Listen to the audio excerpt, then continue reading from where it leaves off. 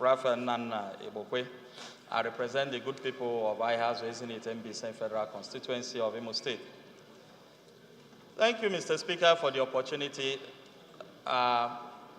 With the spirit of the motion, Mr. Speaker, you recall, and that's why you drew my attention, that a similar motion to this has been forwarded to you, which you approved, and which was basically for the need for the House to investigate the allegation of terrorism funding by the owners of Turkey International School. It becomes apt to join the argument of my colleague, and as a way, since this has come as a matter of public urgent importance, for the two to be married, especially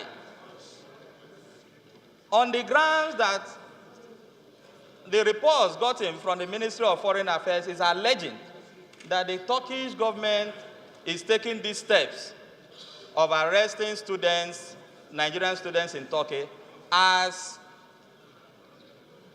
a reaction to the non-acceptability of the request they have made to the Nigerian government concerning the closure of these Turkish schools.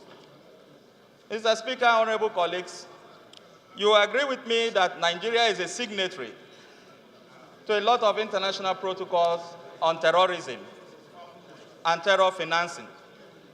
And for whatever it may mean, for a government of a country to have placed a complaint, it is incumbent on the government of the other country, and in this case, Nigeria, to take necessary steps for whatever it may mean to investigate the matter.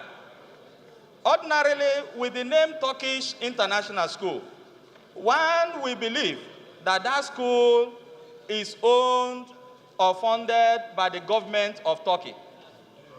But recent revelation from the Ministry of Education shows that that school is privately owned by individuals.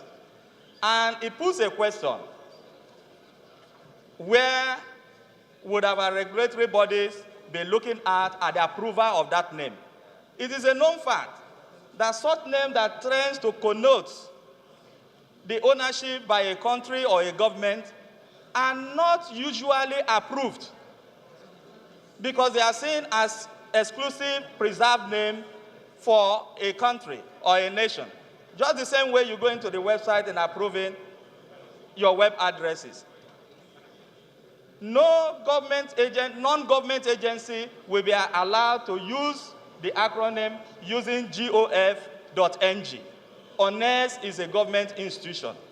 So for whatever reason, the Corporate Affairs Commission approved that name in the first place. I think they have a lot to explain to Nigerians.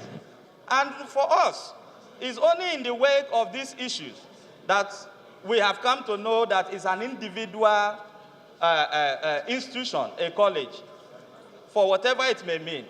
An allegation has been raised.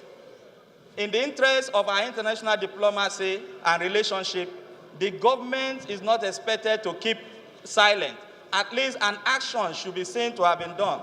In recent time, we had the Office of the National Security Advisor informing the nation that certain fertilizer companies are being used as a gateway of supplying explosives to terrorists. And an action was taken immediately, and it became clear with the investigations done that there are some element of truth in those findings. In the recent past, we had of the operators of a certain supermarket here in Abuja, and when the security agencies took steps, they found that, yes, there were stockpiles of ammunition somewhere in Kano and other parts of the north. And in this way, we were able to nip that issue in the bud. And now we are saying that for whatever it may mean, this needs a diplomatic solution. If we want to rely on what the Foreign Ministry has said, that is a reprisal attack as a result of the non-honoring of the request they made to the government of Nigeria, I think we have to now step up. We condemn any illegal arrest of our students anywhere, especially where they are genuinely in those countries and pursuing their education. But it will not be right for us to be judgmental, and that is why the call for this motion becomes important, which is to cause an investigation to really establish if these students were in one way or the other involved in any issue concerning that, because we'll only be judgmental if we arrive that they were not or they were. We had a recent case of the young man, Abdul Talab. We saw that case. We also saw the case of 2 Nigerians arrested there. So I think we should approach this objectively. And Mr. Speaker, in concluding, I want to move for an amendment into the motion raised.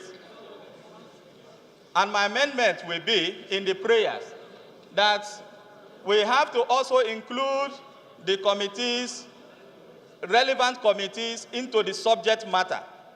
And that is one of education, of foreign affairs, and most importantly of interior. Because steps have to be taken in looking into these people that have been employed and to look beyond mere operation of a school, to know if those who are working there thoroughly and legally had their clearance into this country. And if they are working as legitimate teachers or instructors into these schools, and we are not in any way maneuvered to come in here. We have had recent cases, so we have to be thorough with it. So, Mr. Speaker, my amendment will be in support of the spirit, is to include, my amendment will be to include in the prayers, because it has to be a holistic investigation, so that we don't be quick in arriving at the point. To include the House Committee on Foreign Affairs, on Education, on Interior, and on Diaspora, so that there be a thorough job, because this borders on national security, this borders on international relationship, diplomacy between us and the government of Turkey, and which we believe we should at every time say how to maintain the best balance in our national interest. Thank you, Mr. Speaker.